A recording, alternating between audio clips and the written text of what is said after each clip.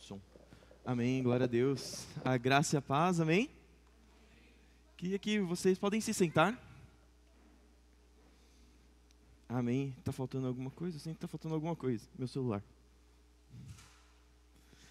Amém. Eu queria cumprimentar você com a graça e com a paz. Se eu não pude te cumprimentar, quero que você seja bem-vindo. Bem-vindo também você que está na sua casa nos assistindo. E eu queria hoje continuar falando a série de parábolas que eu estou trazendo. Eu queria hoje trazer mais uma parábola do Senhor para as nossas vidas. E eu queria que você pensasse aí com você, que momentos que você lembra em que Deus ele mexeu profundamente na forma com que o povo dele vive, na forma com que o povo dele interage consigo mesmo e com Deus. Pensa um momentinho aí. Que momentos que Deus trouxe uma transformação, uma chacoalhada assim, uma mexida? Conseguiu pensar em alguma coisa? Eu trouxe aqui alguns dos exemplos. Alguns, foram vários. Eu trouxe alguns exemplos. O primeiro é quando Deus se revela para Abraão. Quando ele se revela para Abraão, até então o homem não tinha nenhuma noção do Deus vivo. Ele até tinha quando da interação que Adão e Eva tinham com Deus e do que eles contaram para os seus filhos de como era interagir com Deus. Mas Deus mesmo conversar com o povo tinha dado um tempo, até que veio Abraão e Abraão se revelou, e Deus se revelou para Abraão.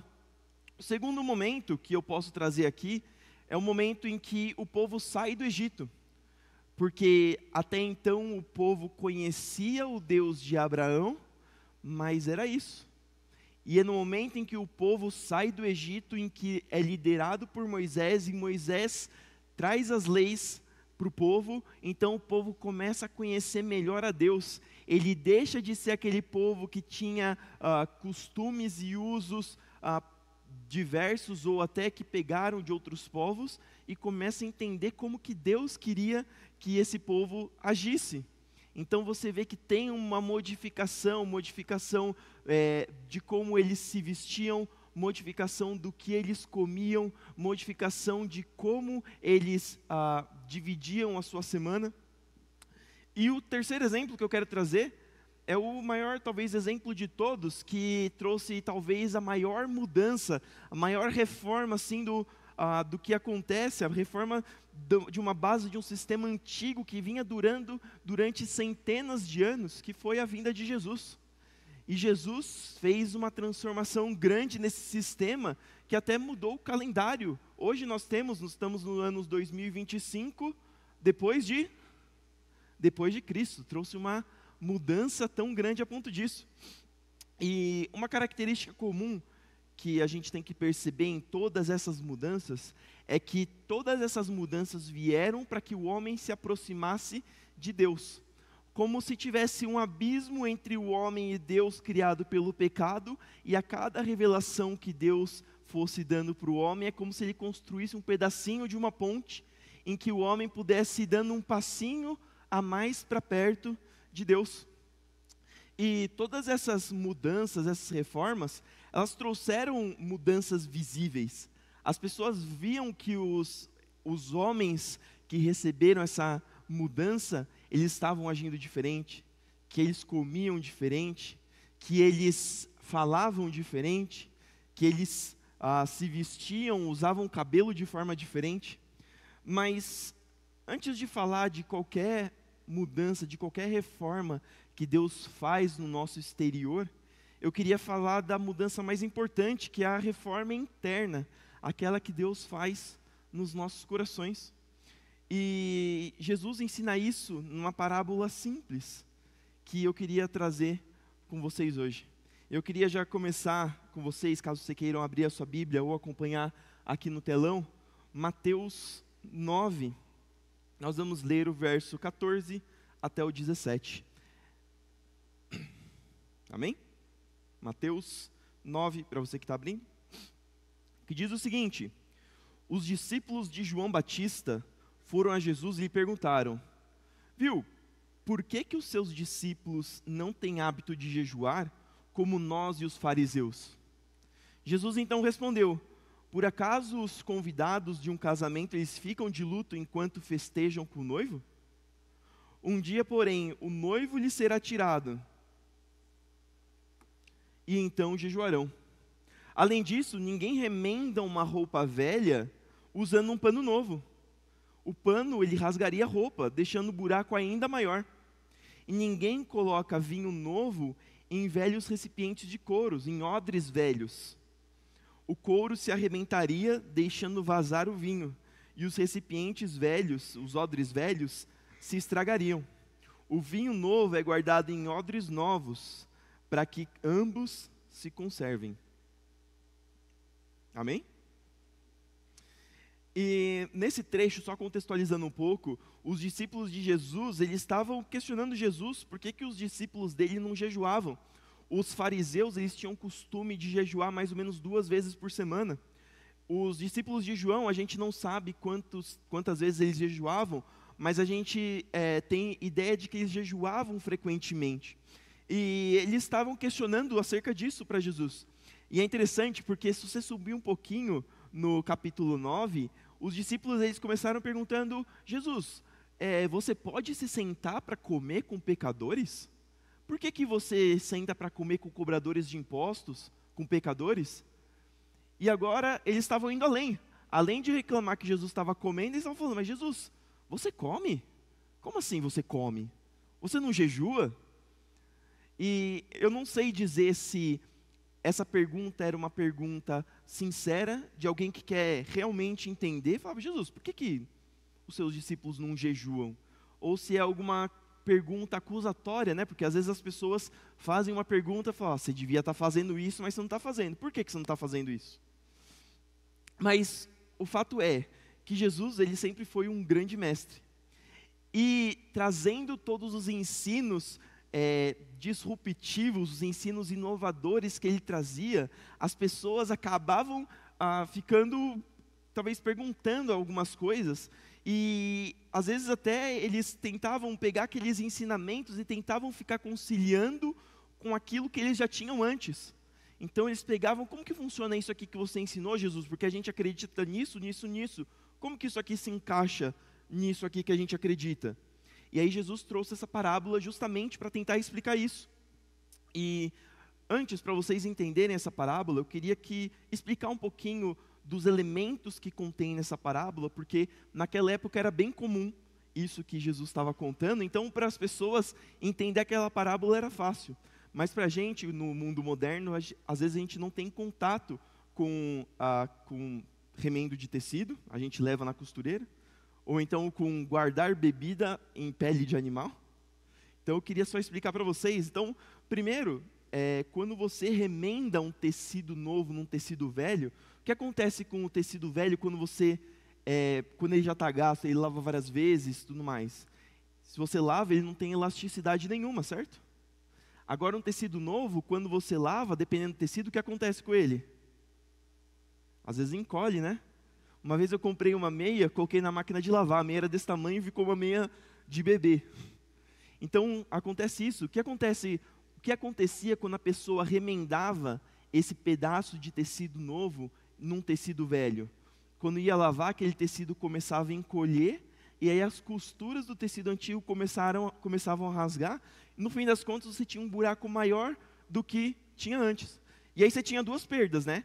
Porque você perdia aquele tecido novo, porque você, às vezes, recortou ele no formato específico para aquele pano. E talvez ele não vai servir para mais nada, não vai servir para alguma outra coisa. E você colocou um buraco maior no tecido antigo, na roupa velha. Então você tem 2 perdas. Essa é a primeira analogia que Jesus traz. A segunda é do odre. Não sei o que vocês, se vocês já ouviram a palavra odre, e não sei porquê, mas sempre que eu ouvi a palavra odre, eu imaginava que era um vaso, alguma coisa, um vaso, um vasilhame, alguma coisa assim. Alguém pensou na mesma coisa que eu? Não sei se alguém tinha essa imagem. Mas, enfim, o que é o odre? Ele quando pegava o animal, Então, eles consumiam aquilo que eles podiam ou comer ou usar para algumas outras coisas. Então, tiravam toda a carne, tiravam todos os ossos. Aí eles pegavam essa pele que sobrava, faziam um tratamento nela para tirar qualquer odor que viesse a ter. E depois eles costuravam essa pele para que ela formasse um vasilhame. Acho que tem uma foto. Você consegue colocar a primeira foto? Por favor. Eu trouxe aqui uma foto de um odre, mas o fato é, e aí ele ficava só uma saída nessa pele, em que você conseguia colocar ou tirar líquido. Aqui tem que estar um pouquinho claro, não sei se dá para apagar a luz rapidinho. Eu vou passar um vídeo já também, então se puder, deixa eu ver se eu consigo clarear aqui, deixar um pouco mais brilhante para vocês. Não sei se vai ajudar, mas vamos tentar. Voltar, aí. Então, vocês verem, ó, tem até aqui nessa partezinha aqui, ó, tem até as perninhas do bichinho que morreu. Então, ele era algum animal, talvez uma cabra, talvez alguma ovelha, e, no fim das contas, eles faziam uma bolsinha. E uma das características dela é que, com o tempo, essa pele ela ia enrijecendo, ela ia ficando dura, ia perdendo elasticidade. Então, ela ia ficando dura. Guarde isso. E por fim, a gente tem o elemento do vinho novo. O que é o vinho novo? É quando você pegava a uva, você espremia e fazia o suco dela. Ele ainda não tinha passado pelo processo de fermentação e eles chamavam de vinho novo, que seria o suco de uva. E aí eles guardavam, e vocês têm que lembrar que naquela época não existia refrigeração. Então eles guardavam esse suco dentro dessas bolsas e com o tempo ele começava a fermentar. E o que acontece quando você fermenta alguma coisa, não sei se vocês já tiveram a curiosidade de ver o processo de fermentação, às vezes eu vejo na internet algum vídeo, pessoal fermentando coisas totalmente estranhas, fermenta, sei lá, frutas, fermenta refrigerante, fermenta um monte de coisa. Mas o fato é, a pessoa pega a garrafa, ela enche, aí ela faz, sabe quando você espreme a garrafa que sai todo o ar e fica só o líquido? Aí ela tampa aquela garrafa e coloca para fermentar. Daqui uns dias, quando fermentou, você volta, aquela garrafa está estufada. Por quê? Porque a fermentação ela produz gás. E esse gás começa a expandir. Agora imagina que você pega esse líquido, coloca dentro de uma pele que já com o tempo ela ficou dura, e aquele gás começa a estufar aquela pele. O que vai acontecer? Ela vai rasgar, né?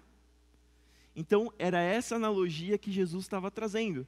O tecido que, quando colocado, ele podia diminuir e rasgar a roupa velha, ou o vinho novo, que quando colocasse num odre velho, num recipiente antigo, que não tinha mais a elasticidade para conseguir resistir à pressão da fermentação, dos gases da fermentação, então ele se partia. Mas qual que é o paralelo que Jesus está tentando trazer com essa mensagem? E para isso a gente tem que lembrar que Deus se revelou para o povo de Israel não de uma vez só. Ele veio através de Moisés com as leis, aí depois vieram os profetas que foram adicionando mais informações sobre essas leis, profetas que vieram explicando algumas coisas que aconteciam no passado e foram complementando essa visão geral. Então você vê que aos poucos o povo vai conhecendo cada vez mais a Deus. Eu queria que passasse o vídeo, por favor.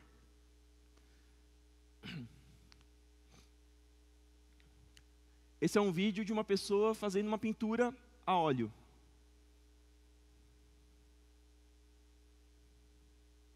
É um vídeo curtinho. Vocês conseguem ver bem?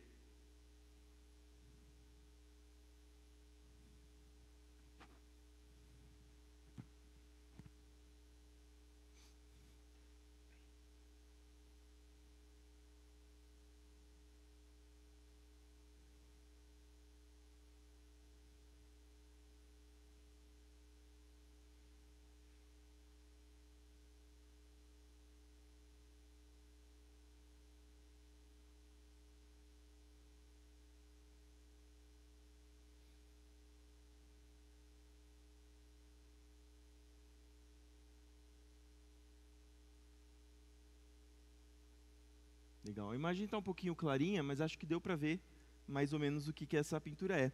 E quando você faz uma pintura a óleo, ela não é feita de uma vez só. Você não é como uma impressora que já vai colocando tudo que existe. Como que você faz? Primeiro, o pintor ele começa a colocar o fundo, aí depois ele começa a colocar umas formas gerais assim, o contorno, ou a parte mais ou menos do esboço. Depois ele coloca uma base um pouco disforme lá, ele vai colocando alguns traços de cor no fundo, e ele vai adicionando detalhes, e detalhes, e detalhes. Aí vem as luzes, vem a sombra, vem a profundidade, vem a textura daquilo que ele está fazendo, e no fim das contas você tem a pintura.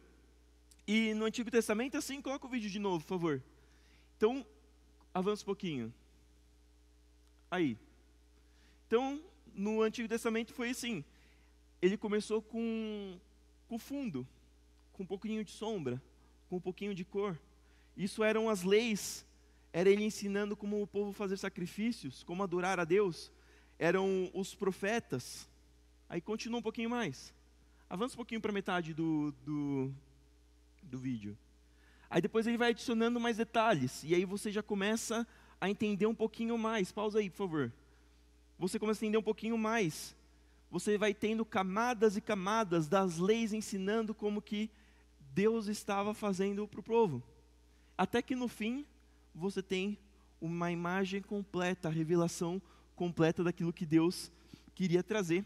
Lá em Hebreus 1, do 1 ao 2, diz o seguinte: havendo Deus falado antigamente, de muitas vezes e de muitas maneiras aos pais pelos profetas, a nós falou-nos nestes últimos dias pelos filhos.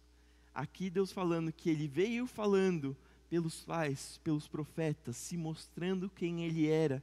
E por fim, Ele veio e revelou a Jesus. Ou seja, Jesus veio para finalizar a pintura que já tinha sido começado lá atrás pelos profetas.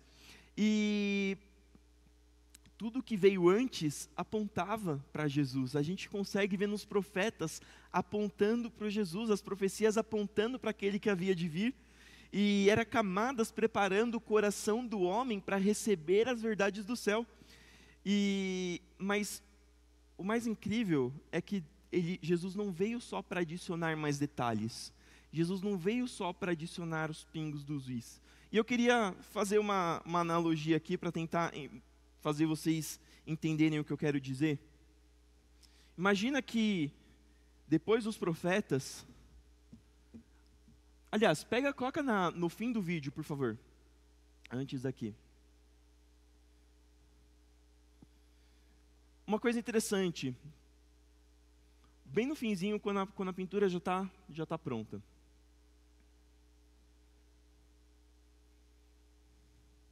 Vê se você consegue colocar bem no... Aqui, ó. A pintura está pronta, certo? O que vocês veem aqui? É uma menina, certo? Como que ela está? Está triste? Você olhando para uma imagem aqui, você começa a perceber elementos e você começa a tentar entender o que está acontecendo. Aqui não dá para ver direito, mas ela está com um casaco vermelho, com um desenho de um Snoopy, com várias luzinhas aqui. Dá a impressão que ela está usando sabe aqueles suéteres de Natal que o pessoal dos Estados Unidos usa quando chega a época de Natal? Aí eu fico pensando, será que ela está triste?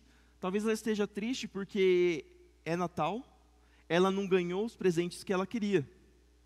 Logo, eu concluo que ela não tem uma família muito boa, porque não presta muita atenção para as vontades e para os quereres dela.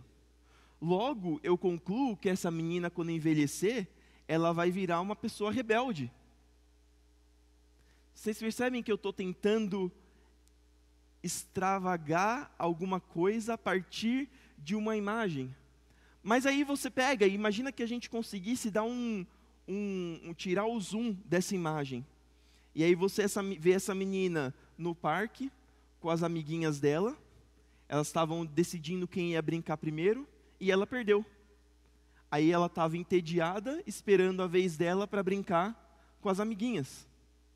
Vocês percebem que, às vezes, a gente consegue entender muita coisa a partir da figura que a gente vê que é uma menina, a gente vê que ela está triste, mas se a gente não olhar por fora, a gente não consegue entender direito, e às vezes a gente até acaba extrapolando a interpretação e tirando conclusões erradas daquilo que a gente está vendo. E isso estava acontecendo na época de Jesus.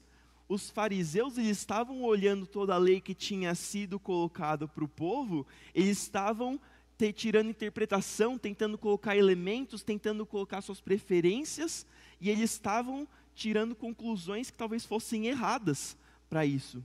E aí Jesus, ele não veio tentar clarear um pouquinho mais. Aí agora sim eu quero trazer aqui, Jesus não veio falar assim, está um pouco claro, deixa eu colocar um pouco mais de detalhe aqui. Jesus veio dizer assim, vocês estão olhando para essa imagem aqui, só que vocês não estão conseguindo ver em volta dela, vocês não estão conseguindo ver as coisas que vão dar mais contexto para aquilo que precisa.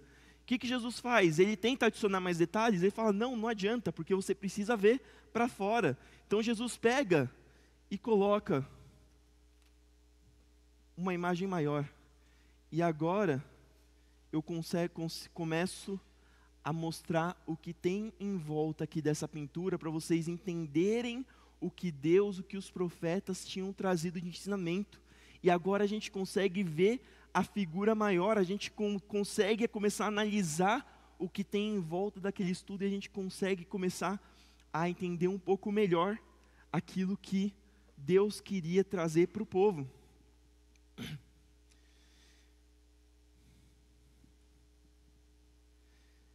E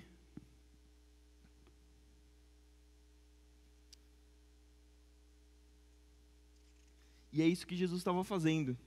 Jesus estava trazendo ensinamentos novos. Jesus estava trazendo uma visão nova da Escritura. Ele não estava reescrevendo, ele não jogou fora o que tinha trazido até antes. Ele não estava tentando modificar, apagar a parte do que tinha escrito. Mas ele estava dizendo aqui, isso aqui era o que Deus queria revelar. Mas ainda tem tudo isso aqui, que vocês ainda não souberam e que vai fazer vocês entenderem melhor isso aqui que estava sendo escrito. E o que as pessoas estavam fazendo com esses ensinamentos de Jesus na parábola? Porque eu falei que eles estavam perguntando para Jesus, e eles estavam falando, mas a gente faz assim, assim, assado. E você está dizendo isso aqui. Como que a gente encaixa aqui? E aí eles estavam olhando para aquela revelação, e eles estavam tentando encaixar no sistema antigo. Eles estavam falando assim, Jesus, eu entendi que você está ensinando isso aqui fora.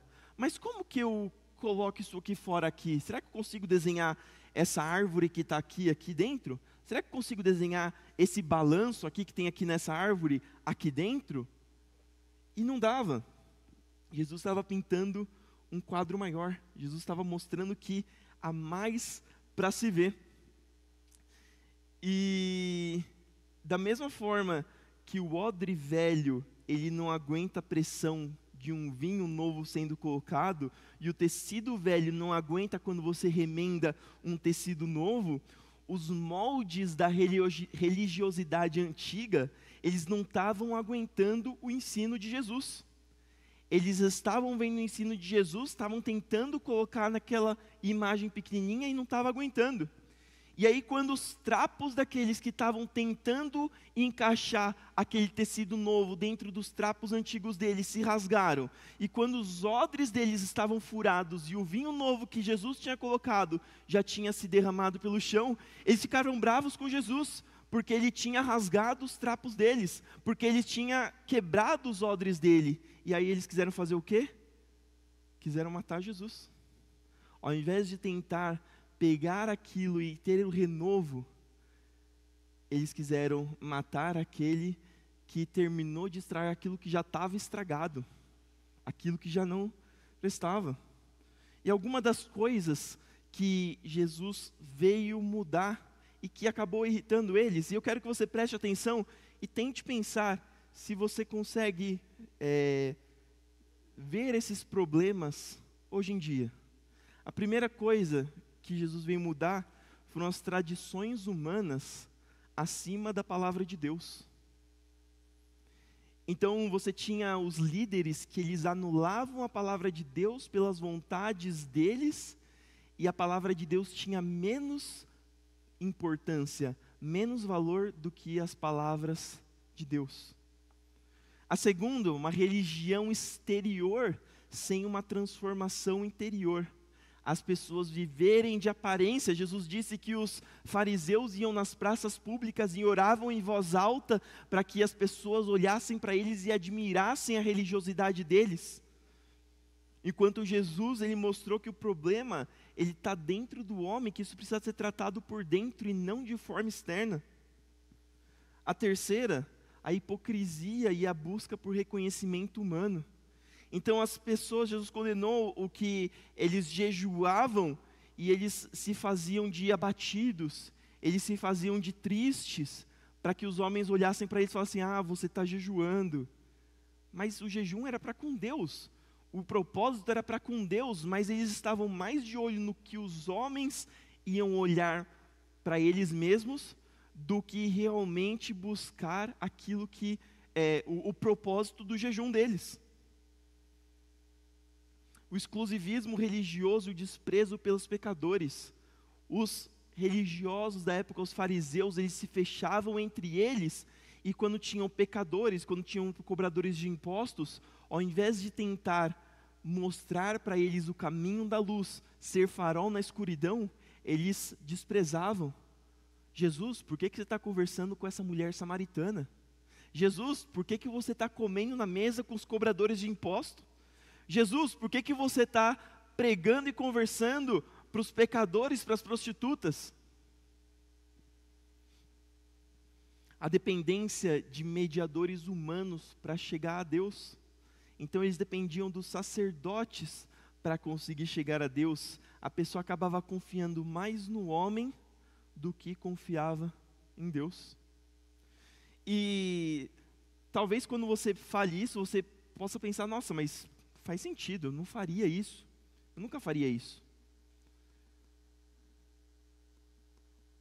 E às vezes as pessoas, elas estão passando por problemas por conta da vida torta que elas têm seguido, ou talvez elas sentem o vazio que o Criador, por não ter o Criador dentro delas, aquele vazio que só é preenchido por Deus.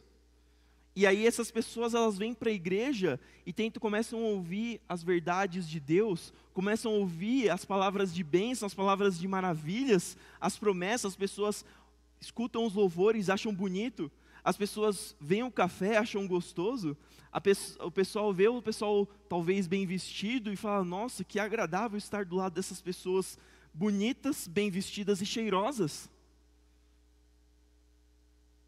E realmente isso tudo é muito bom.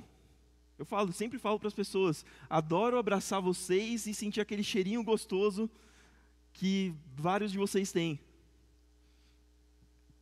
Mas aí essa pessoa, ela não quer seguir tudo que a palavra traz. Porque algumas coisas, algumas condutas que Deus quer para nós, acabam incomodando. É difícil largar aquele pecado de estimação.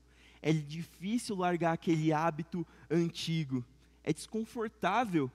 E aí a pessoa, ela não quer abdicar dessas velhas práticas dos pecados de estimação. E isso é como se ela pega só aquilo que interessa.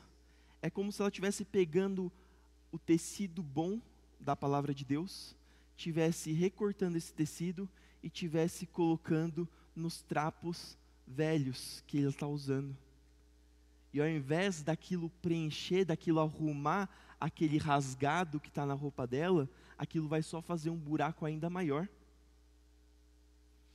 Porque o que acontece quando vem as dificuldades na vida da pessoa que tem os trapos com tecido novo? O que acontece quando a pessoa escuta algumas ideias que parecem diferentes daqueles pedacinhos que ela ouviu do Evangelho que são bons?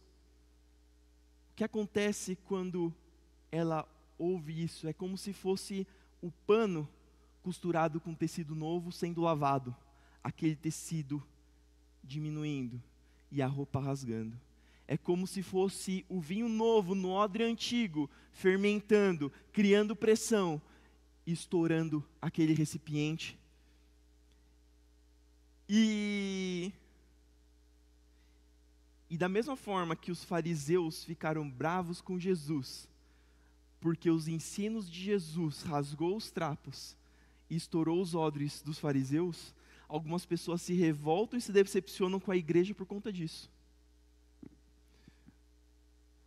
Mas às vezes elas se decepcionam porque elas acharam que elas estavam tomando posse de promessas, mas elas se esqueceram, ou não quiseram ver, na verdade, às vezes elas se esquecem ou não quiseram ver, que as promessas de Deus são condicionadas a uma vida transformada.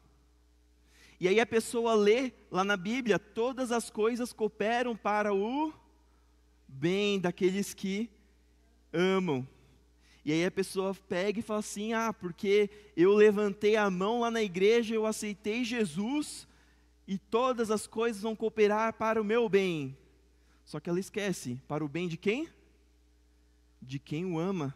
E aí lá em João 14, 21, ele diz o quê? Aquele que aceita os meus mandamentos e lhes obedecem, esses são os que me amam. Tudo coopera para o bem daqueles que amam a Deus. Você está amando verdadeiramente a Deus? Você está seguindo os mandamentos? Você está obedecendo? Senão você está tomando posse de somente parte. Você está costurando, você está pegando o pano novo da promessa e está costurando ele na sua roupa velha de viver sem amar e obedecer a Deus. Aí você vai lá na Bíblia e lê, o Senhor é meu pastor e nada me faltará. E a pessoa coloca aquele adesivo no carro, o Senhor é meu pastor. E a pessoa fala, agora nada vai me faltar. E aí, eles querem o nada vai me faltar, mas não querem o Senhor é meu pastor. O que significa ter o Senhor como seu pastor? Significa que você é ovelha. E ovelha faz o quê? Ovelha segue o pastor. A ovelha, ela depende do pastor. A ovelha, ela é conduzida pelo pastor. Mas as pessoas, elas não querem ser ovelha, elas querem ser bode. Elas querem ir por onde elas quiserem. Elas são teimosas. Elas fazem a própria vontade. Se o pastor vai lá e fala alguma coisa para elas, é capaz de elas sair correndo e dar uma cabeçada no pastor? Desculpa, você não tem um pastor. Você é um bode independente. E nada vai faltar para quem está junto do pastor. Aí eles querem costurar um pano novo de promessa e provisão sobre a roupa velha de independência e de rebeldia espiritual. Aí a pessoa vai lá e lê, resistir ao diabo e ele fugirá de vós.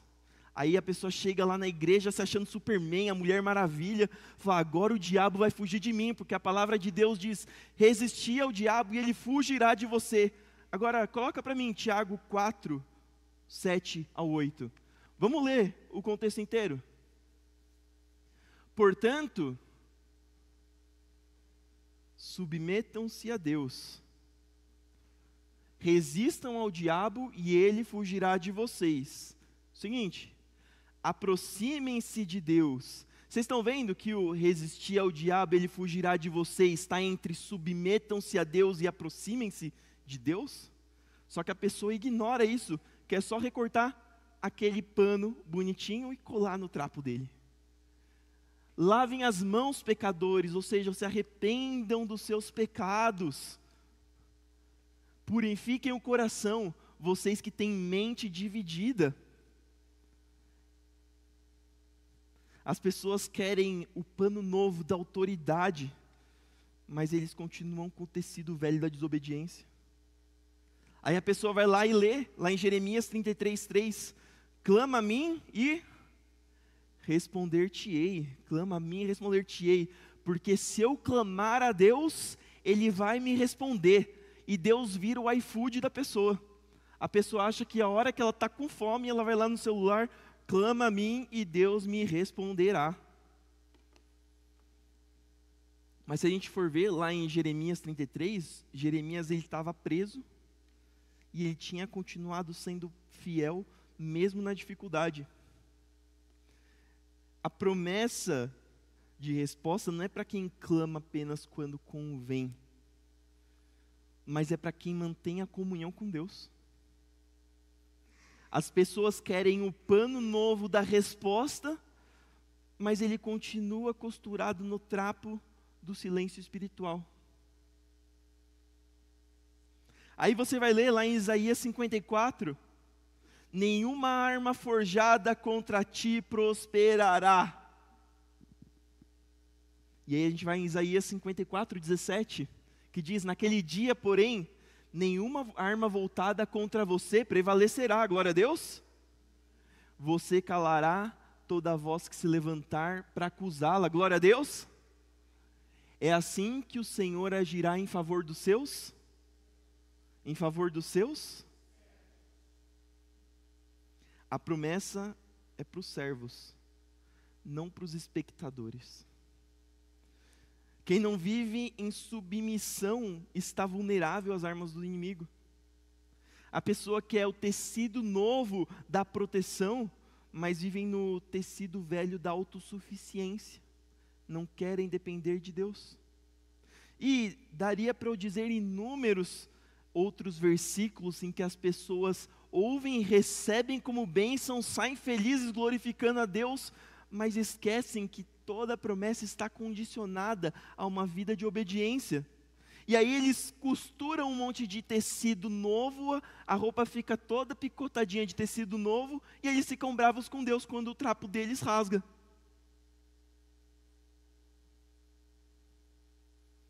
Dizem que se afastaram da igreja porque se decepcionaram com Deus, ou se afastaram da igreja porque se decepcionaram com irmãos, mas talvez eles nunca estiveram próximos o suficiente para receber o vinho novo no odre novo. Nunca ficaram tempo suficiente, se aproximaram de Deus suficiente para receber a veste completa feita de tecido novo dada por Deus. E ao contrário do que talvez muitos possam estar pensando, Jesus não estava desvalorizando o antigo, é o que eu falei, ele não simplesmente estava pegando o que já tinha sido mostrado e jogado fora. Vamos ver lá no texto base que a gente leu lá em Mateus 9, porque lá os discípulos, a gente leu que João Batista e os fariseus estavam perguntando sobre o jejum, e a resposta de Jesus falou o quê? Podem os amigos do noivo estar de luto enquanto o noivo está com eles? Essa foi a resposta de Jesus. E Jesus está dizendo, eu sou o noivo. Eu sou o noivo, a nova aliança chegou. E o tempo agora não é tempo de lamento, mas é um tempo de novidade. E ao mesmo tempo que Jesus não está desprezando o antigo, ele não está dizendo que esse quadro aqui que foi pintado até agora não é mais verdade, que isso aqui que você tinha seguido era falso. Mas ele está dizendo que você tem que ver o todo para você entender a cena completa. Ele reconhece que tem momentos e propósitos para cada prática. O próprio Jesus, ele jejuou 40 dias antes de começar o ministério dele, não jejuou? E ele mesmo disse que chegaria o tempo em que os discípulos, em que o noivo não estaria mais com os discípulos e eles começariam a jejuar. Então você vê aqui que ele não despreza aquilo que já estava sendo, mas ele está dizendo que aquilo vai continuar, não como antes e não pelo mesmo motivo. E o que Jesus está mostrando é que há tempos e formas diferentes de se relacionar com Deus, conforme o que ele estava fazendo na história, conforme o tanto de revelação que aquele povo tinha. As leis, os rituais, o jejum, todos tiveram o seu propósito, todos tiveram o seu valor, eles apontavam para Jesus. Mas agora o noivo estava presente e o foco precisava mudar. Tinha vindo um vinho novo e você tinha que mudar o odre também. Tinha vindo um tecido novo, descarta o antigo e faz as vestes novas. Hebreus 10:1 diz que a lei é apenas uma sombra dos bens futuros e não a imagem real das coisas. A lei, a palavra de Deus, aquilo que já tinha vindo, é apenas sombra dos bens futuros e não a imagem real das coisas. Então, quando Jesus, ele fala do vinho novo, do odre novo, do recipiente novo, ele não está desvalorizando o tecido antigo, o odre antigo. Ele está dizendo, o odre antigo, o vinho novo, o odre antigo, o vinho velho, eles cumpriram seu papel. mas agora chegou algo que precisa de um recipiente novo. O que eu quero dizer é que o que foi usado por Deus no passado não é lixo, é história. Todos aqui têm uma história. Todos aqui têm momentos bons ou ruins, têm experiências boas ou ruins, e todas essas experiências fizeram você ser quem você é hoje para estar aqui hoje. Exatamente. Tudo o que vivemos. Tem algo que o celular concorda. Se elas forem ruins, pode ser que o vinho velho do seu odre ficou tão velho que ele chegou a estragar. Talvez as suas roupas estejam tão surradas das situações que você passou, que talvez elas não estejam nem se mantendo no seu corpo. O que Deus está dizendo hoje é que Ele tem vinho novo para você. Ele tem roupa nova para você. Você não precisa continuar andando nesses trapos surrados da vida que você levou até agora. Você não precisa continuar bebendo aquele vinho amargo, aquele vinho azedo.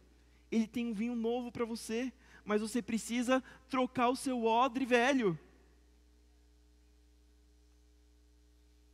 A gente não pode viver sempre do que Deus fez, porque até as coisas boas foram boas, mas elas estão na história. A gente tem que andar no que Deus está fazendo agora. A gente tem que olhar para frente. A gente não pode, como diz o ditado, chorar pelo leite derramado. A gente tem que confiar que Deus está trazendo um leite novo. Com chocolate, talvez. Lá em Isaías 43, do 18 ao 19, diz o seguinte: esqueçam tudo isso. Não é nada comparado ao que eu vou fazer. Pois eu estou prestes a realizar algo novo. Veja, eu já comecei. Não percebem? Eu abrirei um caminho no deserto, farei rios na terra seca. Esse é o nosso Deus. Mas para aqueles que se colocam diante deles, para aqueles que estão em obediência, para aqueles que são servos, para aqueles que são ovelhas seguindo ao pastor que não deixa nada faltar para a gente. Amém? E talvez você possa estar ouvindo essa pregação até aqui e ficar pensando, não, tudo bem, mas essa mudança toda foi lá 2000 anos atrás. Essa mudança já foi em Jesus, não tem mais nada de novo para a gente. Já passou, a gente não precisa mais se preocupar com o judaísmo, a gente não precisa se preocupar mais com o fariseu. O cristianismo já está consolidado. Mas aí a gente pode olhar para a história e ver mudanças que Jesus fez recentemente. O que a gente comemorou no dia 31 de outubro agora? O Halloween? Não, Reforma Protestante. Os irmãos estão espertos agora. Dia 31 a gente comemorou a Reforma Protestante. E depois que Jesus, ele morreu, ressuscitou, glória a Deus, e subiu para o céu, a igreja continuou se expandindo, a igreja continuou se multiplicando, se espalhou pelo mundo todo. Atos conta essa trajetória da igreja se espalhando pelo mundo. Mas com o passar do tempo, a igreja foi se afastando da Escritura. E quando a gente vai ver a igreja lá da Idade Média, lá nos anos de 1500, a gente vê alguns problemas. Vocês lembram que eu falei dos problemas que Jesus veio para corrigir dos fariseus, ou dos fariseus de todo o sistema judaico antigo? Olha agora os problemas que a igreja da Idade Média estava tendo e vê se você consegue relacionar com os problemas da igreja atual. A Bíblia, ela era travada, trancada, por conta da linguagem, do latim. A Bíblia era escrita em latim, uma linguagem que as pessoas não conseguiam ler, e aí ela era inacessível para o povo não conseguia ter um fácil acesso, eram poucas as pessoas que conseguiam ter acesso à palavra do Deus vivo. E aí essas pessoas, todo o povo, dependia dessas poucas pessoas para ouvir a palavra de Deus. E às vezes estavam sujeitos a pessoas que talvez foram corrompidas pelos seus desejos, pelas suas vontades, e começavam a misturar aqui e ali as palavras de Deus com um que seu, com um entendimento seu, com alguma coisa que ele tinha talvez alguma intenção, ou talvez eu consiga colocar uma diferençazinha aqui, ó, na palavra de Deus, para fazer com que o povo me traga um pouquinho mais de dinheiro. Talvez eu consiga mudar um pouquinho aqui a palavra de Deus, para que eu consiga ter um pouco mais de influência política. A igreja da Idade Média, ela pregava que a salvação, ela podia ser conquistada por boas obras, compradas por meio das indulgências. Talvez você já tenha ouvido falar das indulgências, que eram aquelas cartas de perdão que a igreja dava para a pessoa caso ela pagasse algum dinheiro. Então, o irmão Lincoln, ele até comentou que o pai dele conta de pessoas que iam para o padre e falavam assim, ó, eu quero matar tal pessoa, eu vou matar tal pessoa. Qual que vai ser a minha penitência para eu ser perdoado desse pecado? E era uma prática, eu não duvido que fosse uma prática comum. A autoridade humana da igreja, ela era colocada acima das palavras de Deus. A glória que deveria ser apenas para Deus, agora ela estava dividida entre homens, entre santos, entre relíquias. Jesus deixou de ser o caminho. Agora era possível chegar ao Pai através de outras pessoas, de outros mediadores. E a oração não era mais por aquele que disse, ninguém vem ao Pai senão por mim. E o que era no passado, quando Jesus morreu, e aquela igreja que estava em plena comunhão, aquele vinho novo, ele foi se deteriorando, ele foi estragando, ele foi azedando. Ele envelheceu mal, se tornou um vinagre, um vinho estragado, que ao invés de trazer prazer para as pessoas que bebiam dele, fazia com que elas passassem mal. As roupas que deviam estar na pessoa trazendo proteção, trazendo cobertura para a pessoa, elas começaram a ficar desconfortáveis, começaram a pinicar, começaram a machucar, elas começaram a limitar os movimentos da pessoa. Mas Deus, com a misericórdia dele, ele moveu o odre da história. E ele começou algo novo, começou a reforma. Que foi o quê? A gente fala do Martinho Lutero, mas essa reforma, esse movimento de pessoas que estavam vendo esse vinho estragado, que estavam vendo esses trapos que as pessoas estavam usando, e eles olhavam para a palavra de Deus e viam, não, Deus não tem isso para mim, Deus tem vinho novo, Deus tem roupas novas para mim. E aí Martinho Lutero, lá em 1517, ele pega as 95 teses, que são 95 pontos em que a igreja daquela época estava fora, tinha divergido dos ensinamentos da palavra de Deus. E aquilo foi um vinho novo sendo colocado num odre antigo. E aí aquele vinho começou a fermentar e estourou com a reforma protestante. E tem algumas coisas que Deus corrigiu com a reforma protestante. E novamente, a gente viu as coisas que Jesus corrigiu quando ele veio e acabou com o sistema, acabou não, mas trouxe a reforma no sistema judaico. Aqui a gente vê o que Deus corrigiu através da reforma. Primeiro, a tradição humana acima da Bíblia. E aí a reforma, ele resume em 5 solas, que são 5 conceitos básicos para ficar fácil de lembrar e você ter essa doutrina facilmente memorável, decorável. Então a primeira é a sola escritura, que significa somente a escritura. A igreja estava dizendo que a tradição humana estava tendo mais poder do que a Bíblia. E os reformadores vieram dizer que somente a escritura tem o poder. É só a escritura que traz as palavras de verdade. A palavra de Deus é a autoridade final de fé e prática de um cristão. Aí as pessoas estavam pregando a salvação pelas obras e pelas indulgências. E aí ele vem com sola fide, que significa somente a fé.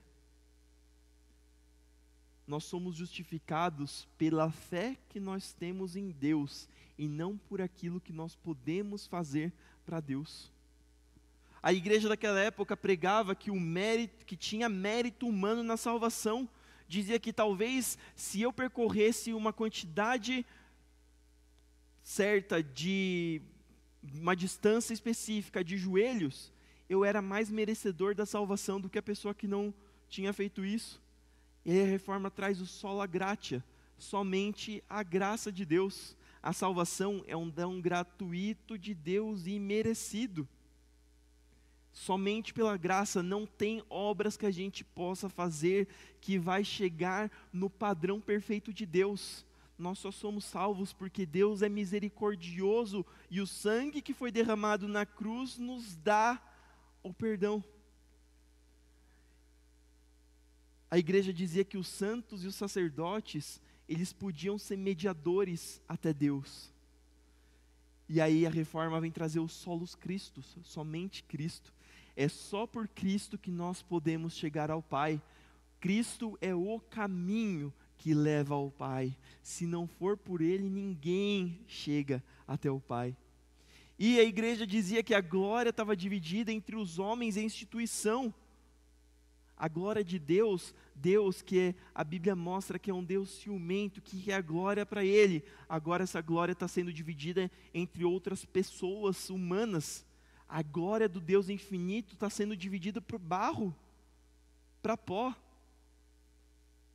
E aí a reforma vem dizer, só lhe deu glória, somente a Deus dai glória. Toda glória pertence a Deus. Então quando o homem se colocou a tradição acima da Bíblia, Deus respondeu somente a Escritura.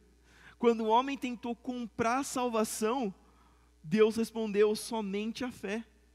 Quando o homem quis merecer o favor divino pelo próprio esforço, Deus respondeu somente a graça.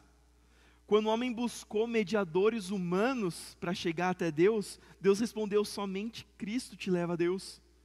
Quando o homem roubou a glória de Deus para si, quis um pouco da glória de Deus, Deus respondeu somente a Deus dai glória. E talvez, como eu falei para vocês perceberem, vocês tenham escutado os problemas da igreja da Idade Média, e talvez você tenha soado similar aos problemas que nós temos hoje. Nós vemos que a reforma não foi algo que foi feito só no período de Jesus e acabou. Não foi algo que foi feito lá em 1500 por Martinho Lutero e as pessoas que estavam voltando ao Evangelho e acabou. A reforma continua até hoje. O homem tem a tendência a se desviar do caminho de Deus. O homem tem a tendência de se afastar das Escrituras. Só que a Bíblia não está mais trancada atrás de uma barreira de linguagem. Não é mais o latim que impede você de ler a Bíblia. Agora ela está soterrada pela quantidade de entretenimento. Agora você tem tanto entretenimento que a sua Bíblia perde o interesse. E aí ela não está mais inacessível, ela está na sua linguagem, ela está explicada, tem Bíblia de estudos, tem vídeos no YouTube, tem a Bíblia falada. Mas a quantidade de entretenimento são mais atrativos. E aí a Bíblia fica lá embaixo na lista de prioridade, lá embaixo da lista das vontades que a gente quer. Hoje os santos e os sacerdotes, eles não são mais intermediários de Deus, mas sim são os pastores famosos, os pastores de TikTok. A pessoa não procura mais o que Deus quer dizer. A pessoa procura o que o pastor famoso tem a me dizer. Que profecia aquele profeta famoso tem para me dar? A tradição humana não está mais acima da Bíblia, mas a gente criou usos e costumes que às vezes têm mais força no crente do que a própria palavra de Deus. E a gente se prende àqueles usos e costumes, condenando algumas pessoas, quando na verdade a Bíblia teria uma palavra de salvação para a pessoa. E nisso as pessoas continuam andando com seus trapos, continuam andando com seus odres velhos, porque eles não entendem que a reforma não é trocar o culto, a reforma não é reformar o púlpito, a reforma não é ter um sistema de som melhor, A reforma não é você ter na sua casa uma TV 4K para você assistir o culto de uma forma mais nítida. A reforma é quando a gente deixa Deus trocar o nosso coração por um coração de carne, um coração que quer servir a Deus. Em resumo, não adianta a gente trocar, a gente remendar o trapo. Não adianta a gente continuar usando o odre velho. Ezequiel 36, 26 e 27 diz o seguinte: eu lhes darei um novo coração, colocarei em vocês um novo espírito. Eu removerei seu coração de pedra e lhe darei um coração de carne. Aqui a palavra de Deus não diz que ele vai consertar o que estava quebrado.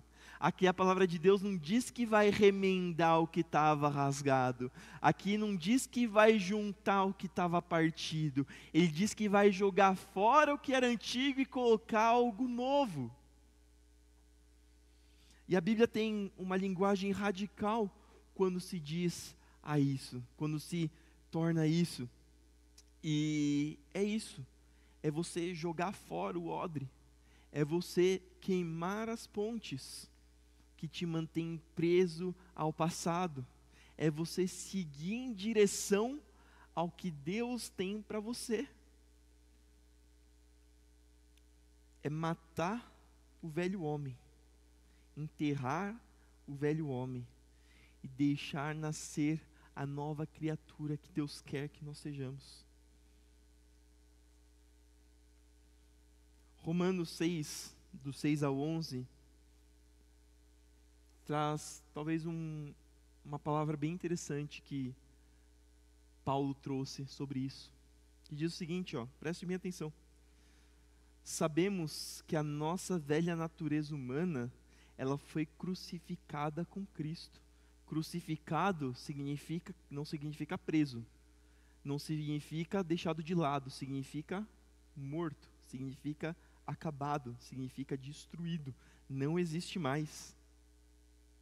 Para que o pecado não tivesse mais poder sobre a nossa vida e dele deixássemos de ser escravo. Para que a gente pudesse deixar de ser escravo do pecado, o nosso velho homem tinha que morrer. Para que a gente possa deixar de ser escravo, não adianta remendar tecido novo em trapo. Não adianta colocar vinho novo em odre velho. A gente tem que jogar o trapo fora. A gente tem que jogar fora o odre velho. Então, uma vez que morremos com Cristo, cremos que também com Ele viveremos. Nos será dados vestes novas, nos será dado odres novos, nos será dado vinho novo.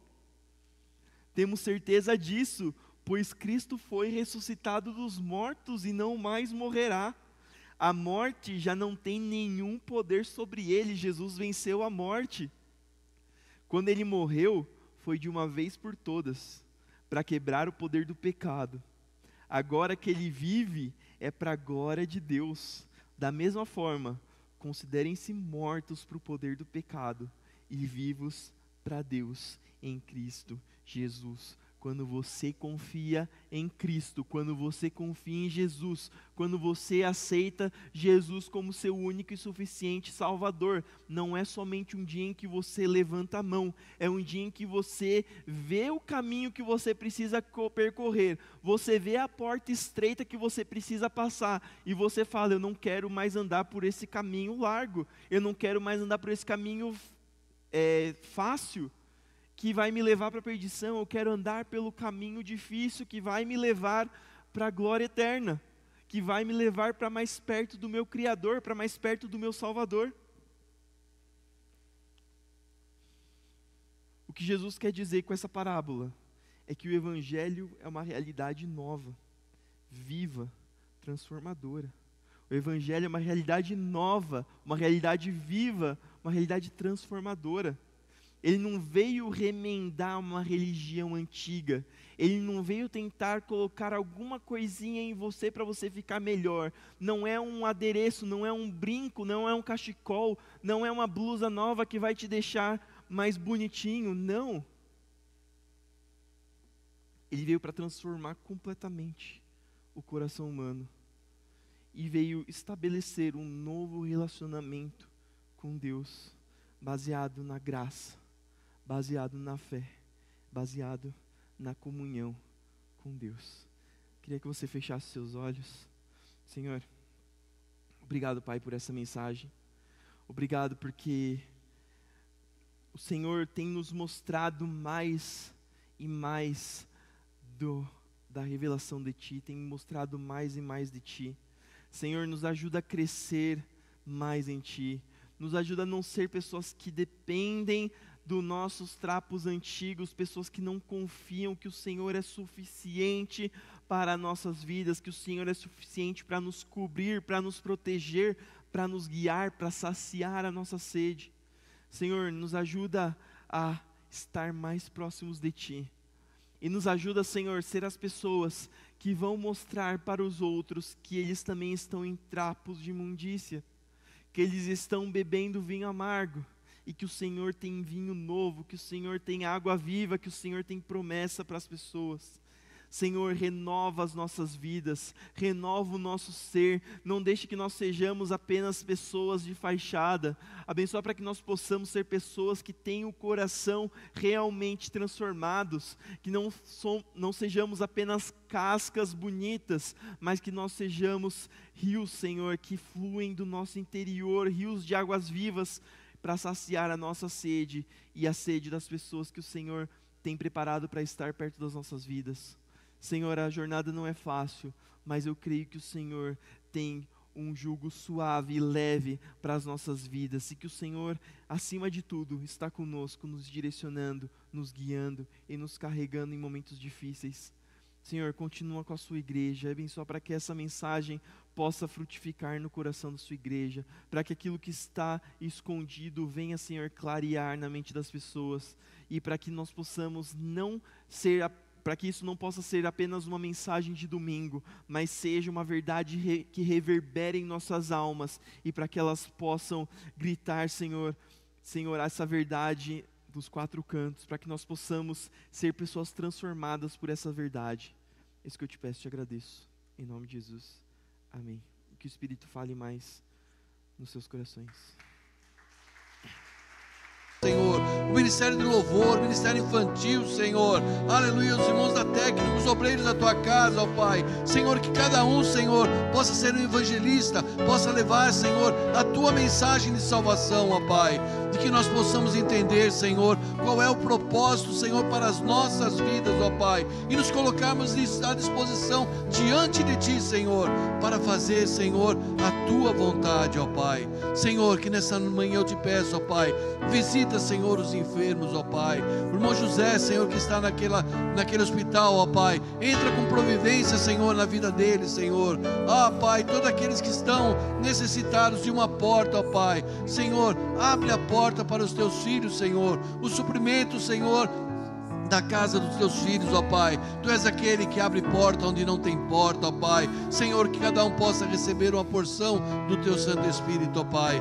E que nessa manhã, Senhor, tu possa entrar com providência, Senhor. E que nós possamos entender, Senhor, o que tu queres para cada um de nós. Ah, Senhor, dai-nos, Senhor, uma semana de bênção, uma semana de vitória, uma semana de renovo, Senhor. E guarda-nos, Senhor, leva-nos de volta para os nossos lares, Senhor. Ah, Pai, para que nós possamos ser abençoados, ó Pai. Senhor, eu te peço e te agradeço em teu santo nome.